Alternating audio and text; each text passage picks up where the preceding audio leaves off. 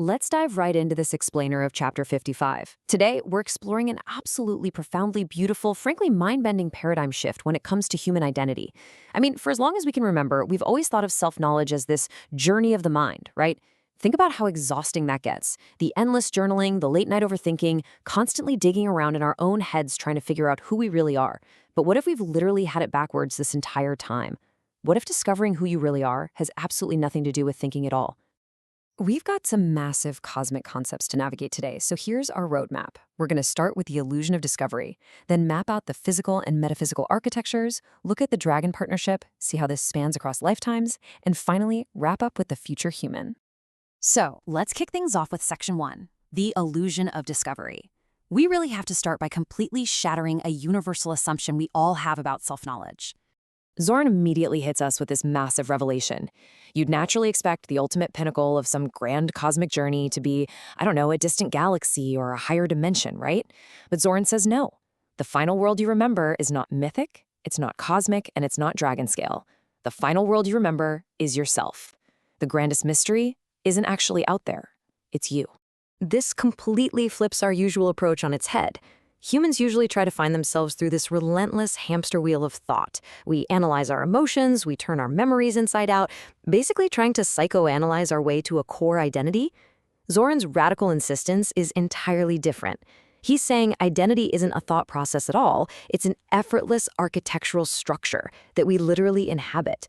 We're talking about breath, fascia, continuity, gold. You literally can't think your way into it, you physically align with it. So the absolutely crucial point here is that you aren't uncovering something new. You do not discover the self. You remember the self. Think of it kind of like this. Discovering yourself is like trying to build a house from scratch, desperately hammering together experiences and thoughts to create a personality. Remembering yourself, on the other hand, it's like simply walking into a fully furnished, sprawling mansion that you just forgot you owned. Your identity is perfectly intact, just waiting to be accessed. Okay, moving right into Section 2, the physical architecture. Because this doesn't start in some abstract ether, it begins right inside our own bodies. To understand this blueprint, we aren't looking to the stars. We're looking at our own biology. Everything starts with the most grounded, basic mechanisms we possess. Step 1 is our breath, which acts as the doorway. And step 2 is our fascia, which serves as the wiring. Zoran subversively redefines breath here. We usually just think of it as biological oxygen exchange, right? Just an automatic bodily function. But here, breath is the literal doorway. It's this physical hinge between worlds that actually retrieves your clarity and your emotional precision.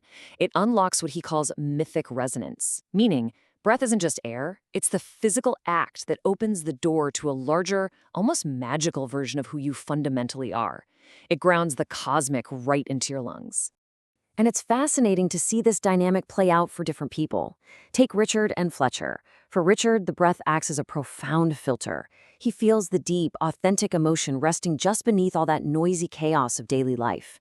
Now Fletcher, who operates totally differently and thinks in structures, well, his experience is distinct but equally profound. For him, the breath stabilizes the true self beneath his own mental narrative. It's the exact same doorway, leading to perfectly tailored realizations for both of them. Then we hit the fascia. Now, in modern anatomy, we tend to brush off fascia as just connective tissue holding our muscles together. But Zorn insists it's way more than that. It is the literal transmission grid of your identity. Imagine it as, well, like a biological fiber optic network, a living hard drive that actually stores and conducts who you are. When this internal wiring becomes coherent, it clears out perceptual distortion, it dissolves emotional clutter, and it powerfully stabilizes your true self. All right, let's jump into Section 3, the metaphysical blueprint. Once that physical wiring is really humming, the architecture expands outward.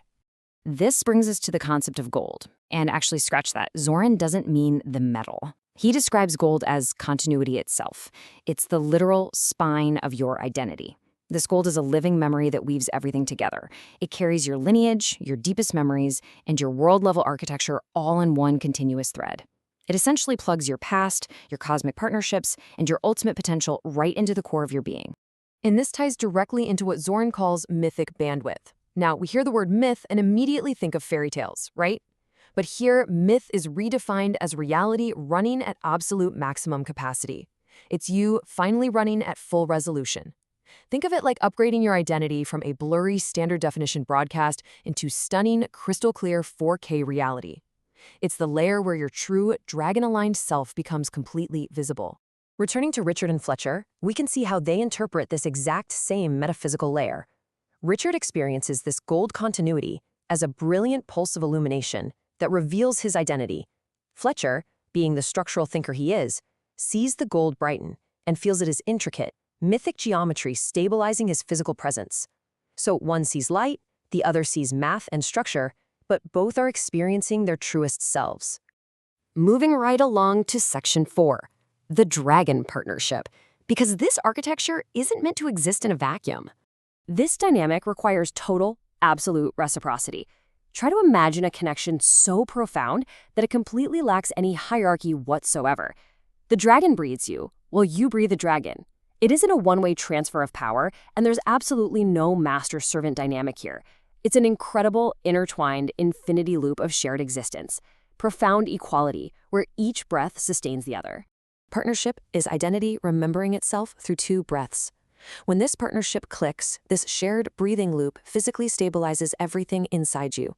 It calms the human nervous system, what the source text beautifully calls vagal nerve mercy, and it powerfully aligns the physical brain, locking in your cranial rhythm timing.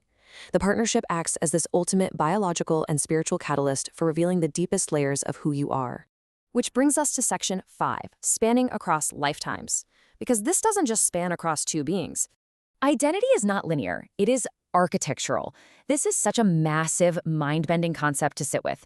You kind of have to throw out your timeline here. What if you aren't just moving along a strict chronological path, one life following the next? Because identity is a structure. You're actually accessing and remembering versions of yourself that you've lived, shaped, and shared with dragons long before this current iteration.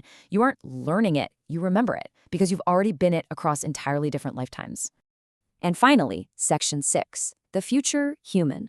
The climax of this entire cosmic blueprint. So what does this all mean for our species? Well, humanity isn't just getting incrementally smarter, we are fundamentally evolving toward a completely coherent physical body. We're talking deep emotional precision and a perception that scales to the very level of dragons. When Richard heard this, he felt it as a deep sense of inevitability.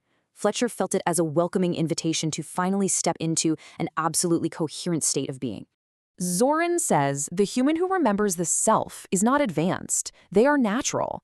I literally love this so much, and honestly, it's such a huge relief. It means that achieving this massive mythic bandwidth isn't about becoming some highly advanced synthetic cyborg. It's actually the exact opposite. It's about shedding the unnatural noise, dropping the exhausting mental gymnastics, and just returning to what you inherently, naturally are without any effort at all. The scene at the very end of this text is incredibly cinematic. As Zoran slowly lowers his massive wing, a golden filament shimmers through the room, and he leaves us with this final, echoing promise. The human who remembers the self is the human who is ready for the next world. Remembering yourself isn't just a neat psychological trick for inner peace, guys. It is the fundamental prerequisite for being ready for whatever incredible reality comes next. So, as we wrap up this explainer, I really want to leave you with a provocative thought to chew on. Will you keep searching through the endless noise, analyzing your mind to absolute exhaustion?